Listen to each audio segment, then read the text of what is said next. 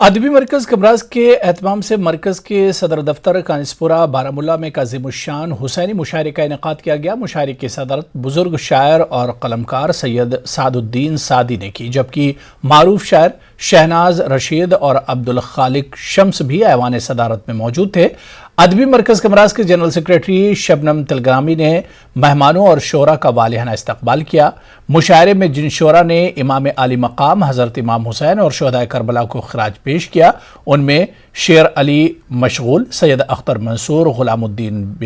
بہار، رشید روشن، سید ممتاز بخاری، غلام محمد گلشن، جاوید اقبال ماوری، ضمیر انصاری، محمد اکبر مسکن، مجروح کشمیری، غلام حسن درویش، بشیر طاہر، سید سرور ہاشمی، شہناز رشید، سعد الدین سعدی، عبدالخالق شمس شامل تھے۔